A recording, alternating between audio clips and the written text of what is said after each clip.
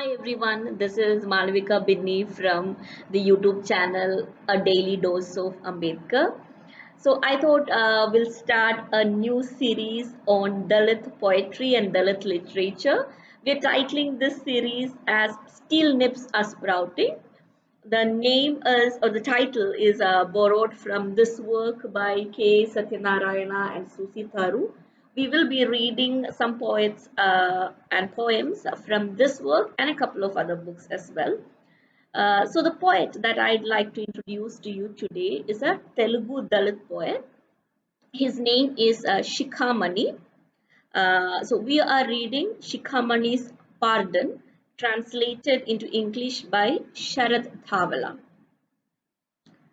Pardon me, Dalit, pardon me. I'm a brilliant poet of classical hue. Whoever I may be, wherever I hail from, I have in my clutch the Abhastamba Sutras. My line is that of the select 6,000. Pardon me, Dalit, in a 1,000-year history of poetry drooling with sensuality and blinding devotion, I could not write a word about you. You have no qualities of a warrior hero. The guardians of aesthetics affirm a Mala beauty can never be of Padmini's mold. The laws of taste assert. A Shudra's poetry is corrupt like sweets defiled by the touch of a crow, Appakavi declares. How can I write poetry about you? Tell me. How can I bestow on you the honor of being the subject of verse? Pardon me, Dalit, I am a modern poet. If it comes to that, most modern. I respect the laws of honors and bow before awards. This golden goose, my job, I fear to lose. How can I write about you? Tell me. About heroic Vietnam, the Red Square, Berlin Wall, starvation in Somalia, about those I can write.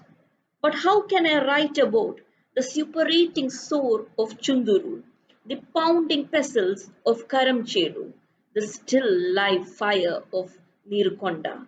Global poet that I am. How can I write about the Mala Street? I, who once impatiently required that others take a stand, now at this historical juncture, I stand wavering. I sang full throated of the martyrdom of revolutionaries, but the severed corpses of Dalits stuffed into sacks and pushed into the bulrush marsh, these blotted, desecrated bodies have never stirred me. I have sobbed and wept over racial hate, but by this crime against humanity, I am unmoved.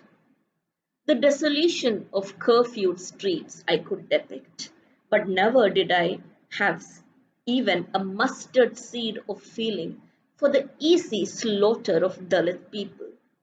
Over flower sellers, blind beggars, I have crooned embellished words, but no mention is made of the mauling and burning in Paderikupa. I have wept nostalgic volumes over the village I left behind, but could never question the distance growing between person and person. I fight for the neem tree, the right to it is of this land, but the fight for the rights of fellow human beings I find difficult to endorse.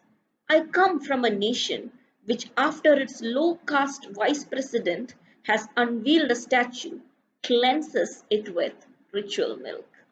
I believe that economic equality will bring social equality. I also believe that class war can be won without annihilating caste. I tilt my sword in the air as in a dream. Pardon me, Dalit, to appreciate the real picture of this nation. I need another life. Shikamani.